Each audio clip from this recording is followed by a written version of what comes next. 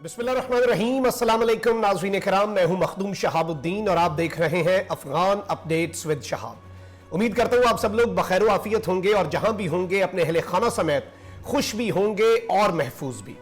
नाज़रीन किराम, अफगान तालिबान की पेशकदमी जारी है और मुख्तलिफ सूबाई दारुल हुकूमतों पर, मुख्तलिफ सूबों पर उनके कब्जे का सिलसिला भी जारी है।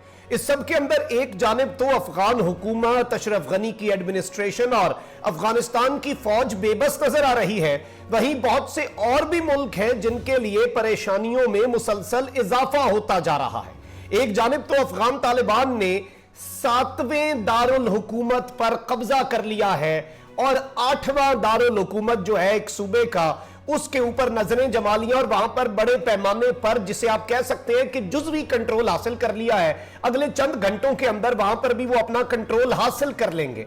अगले चंद ही घंटों के अंदर भारत अपना आखिरी कॉन्सुलेट भी खाली करने वाला है अफगान सरजमीन से, और एक ऐसे शहर से आखिरी कॉन्सुलेट है ये भारत का जो यहां से जिसका खात्मा होने वाला है। रात गए तैयारा भी भेजा जाएगा और चंद घंटे हैं अब भारत के पास अपने अमले को और अपने शहरियों को इस इलाके से, मज़ार शरीफ के इलाके से एवैक्यूएट करने के।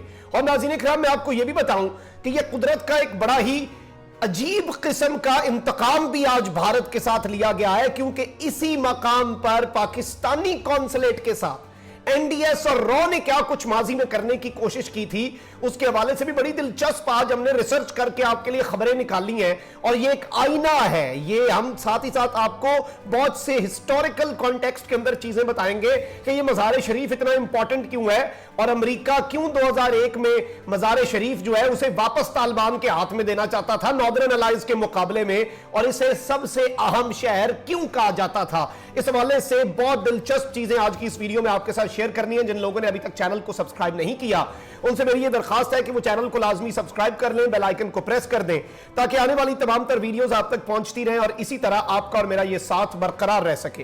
नाज़रीन किराम, आपको हमने पिछली वीडियो के अंदर बताया था कि छठा दारुल हुकूमत बाकायदा तौर पर तालिबान के कब्जे में जा चुका है, और जो हमारे व्यूअर्स, रेगुलर व्यूअर्स हैं जो सारी वीडियोस देख रहे हैं, उन्हें चंद ही घंटे पहले मैंने एक पेशन गोई करके कहा था कि फराह सूबा जो है और उसका जो कैपिटल है बाकायदा तौर पर वो तालिबान के हाथों में अगले चंद घंटों में आ जाएगा।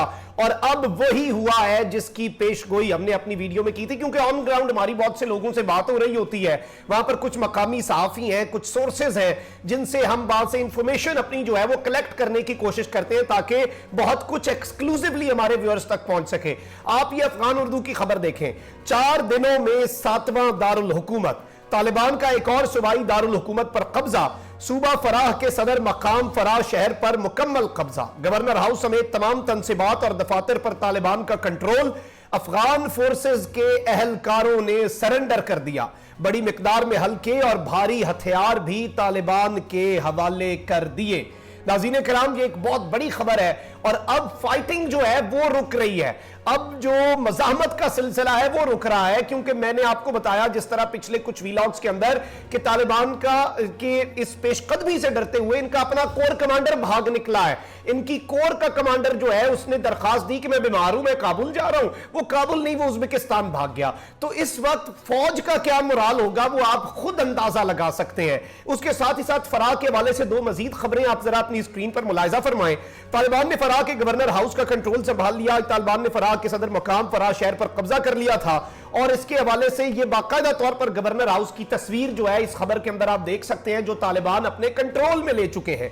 और साथ ही साथ असलहे का बड़ा जखीरा और अमेरिका की जो हमवीज है, जो इनके गाड़ियां हैं, वो भी तालिबान लगातार बूस्ट कर रहे हैं वो अपने कब्जे में लेकर। और यहां पर भी आप देख सकते हैं, ये मैंने एक्सक्लूसिवली आप तक खबर दिखाता हूं आपको कि फराह में तालिबान ने हमवीज और असलहे का बड़ा जखीरा अपने कब्जे में ले लिया है। तो इस वक्त नाज़रीन कराम, फराह सूबे के हवाले से फुल कंट्रोल जो है वो अफगान तालिबान हासिल कर चुके हैं।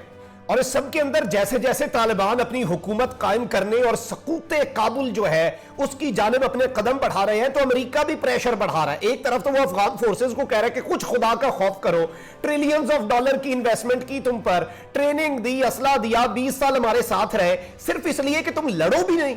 देखें कैपेबिलिटी है, ये बाइडेन ने कहा कैपेबिलिटी है, लेकिन सरेंडर कर देगा तो फिर कैसी कैपेबिलिटी। और अब अफगान तालिबान पर भी प्रेशर बढ़ाने की कोशिश की जा रही है। आप ये खबर देख सकते हैं, US vows to isolate Taliban if they take power by force. America ने कहा है कि अगर तालिबान ने ताकत जो है वो बजोरे बाजू हासिल की, इख्तदार के ताकत के सर पर इख्तदार हासिल किया, तो हम उन्हें आइसोलेट कर देंगे। यानी वो माहौल बना रहे हैं। उन्हें भी समझ लग चुकी है कि अब अगली हुकूमत यहां पर अफगानिस्तान में किसकी आने वाली है।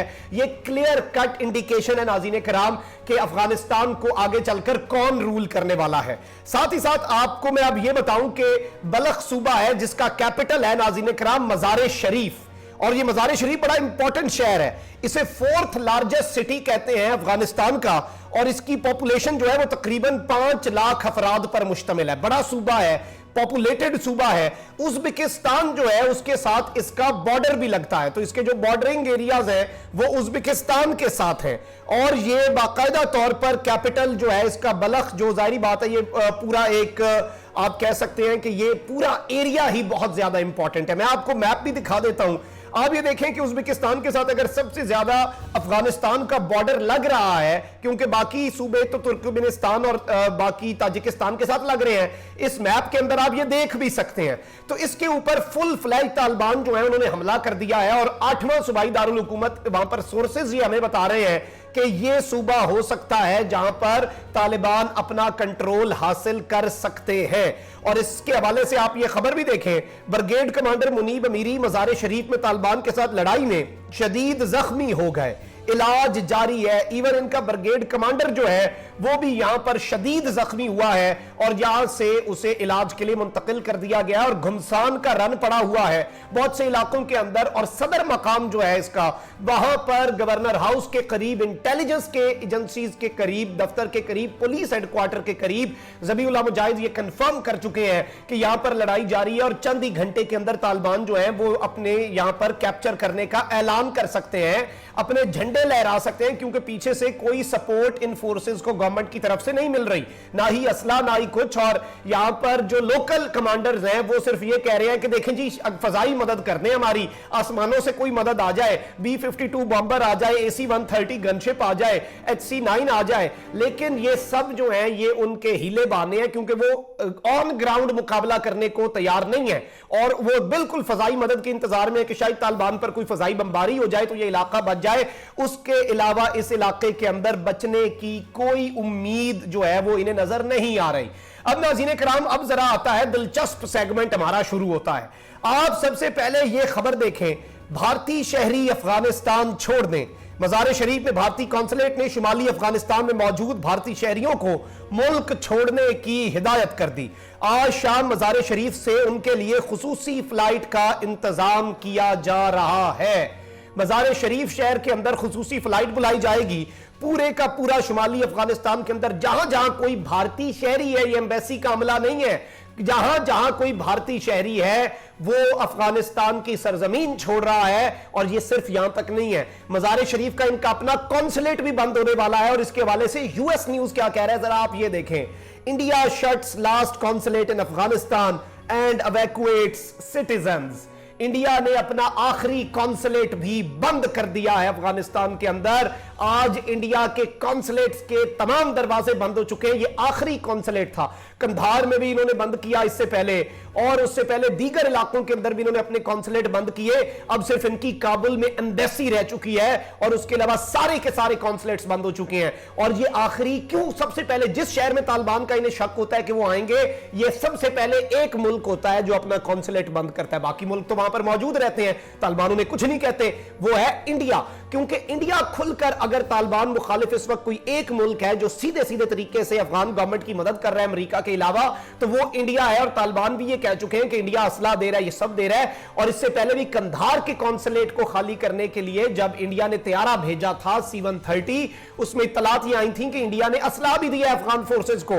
तो इस मर्तबा भी यही उम्मीद जाहिर की जा रही है, लेकिन इस मर्तबा तालिबान को पहले से भी पता है, और इंडिया के पास है अब चंद घंटे, क्योंकि चंद घंटों के अंदर मुकम्मल कंट्रोल तालिबान के पास आ जाएगा। और अगर तालिबान इस शहर का मुकम्मल कंट्रोल हासिल करने में कामयाब हो जाते हैं तो फिर इंडिया के लिए प्रॉब्लम बहुत ज्यादा बढ़ जाएंगी। अब जरा नाज़रीन किराम, 2019 की एक खबर जो है वो आप अपनी स्क्रीन पर देखें और आपको पता चलेगा कि कुदरत का इंतकाम कैसे होता है। अफगान शहर मज़ार शरीफ में पाकिस्तानी कौंसल खाने पर हमला नाकाम, खातून बम समेत गिरफ्तार। एनडीएस और रॉ ने 2019 के अंदर एक घिनौना मंसूबा बनाया था। इस शहर के अंदर से पाकिस्तान का असर रसूख कम करने के लिए पाकिस्तानी कौंसलेट पर खातून के जरिए बम धमाका कराने की कोशिश की गई थी, जो कि अल्हम्दुलिल्लाह नाकाम हो गई थी। लेकिन आप अंदाजा करें कि इनके सोच और अज़ाइम किस तरह के थे, इन दहशतगर्दों के, और ये दहशतगर्दी के जो स्पॉन्सर हैं उनके, कि पाकिस्तान का कौंसल खाना मज़ार शरीफ में बंद करवाना चाह रहे थे इन 2019 एंड एग्जैक्टली आफ्टर 2 years आज उसी मुल्क की सरजमीन पर साजिशें करने वालों को जगह नहीं मिल रही। साजिशें करने वाले अपने सारे कौंसल खाने खाली करके भाग रहे हैं। हम वहीं पर हैं क्योंकि हमने न्यूट्रल रोल अदा किया।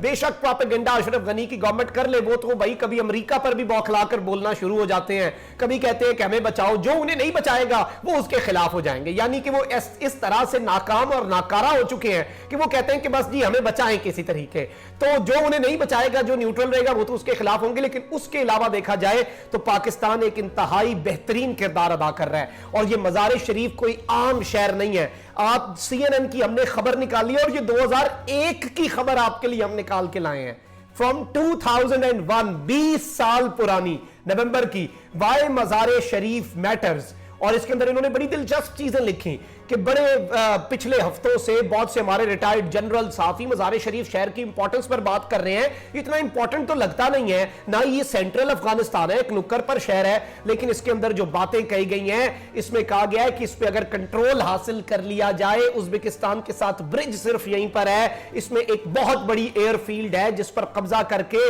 पूरे खित्ते पर नजर रखी जा सकती है। यहां पर लैंड ब्रिज है, एयर बेसेस है, यहां से मुकम्मल तौर पर कट ऑफ किया जा सकता है तालिबान को अगर हम इस शहर के ऊपर कब्जा कर लें। साइकोलॉजिकल इंपैक्ट बहुत बड़ा है क्योंकि ये 4th लार्जेस्ट सिटी है और इसे कॉन्कर करना बड़ा ही इंपॉर्टेंट होगा। तो ये अफगान गवर्नमेंट के लिए भी बहुत बड़ा धचका है। ये मैंने आपको इसलिए दिखाया ताकि आपको पता चल सके कि ये शहर कितना ज्यादा इंपॉर्टेंट है और इस शहर की कितनी ज्यादा इंपॉर्टेंस है। और दूसरी जानिब भारत तो यहां से रुस्वा होकर निकल ही रहा है, लगातार निकलने का सिलसिला जारी है उसका। आपको इंशाल्लाह मजीद भी अपडेट करेंगे। कमेंट सेक्शन में राय का इजहार जरूर कीजिएगा।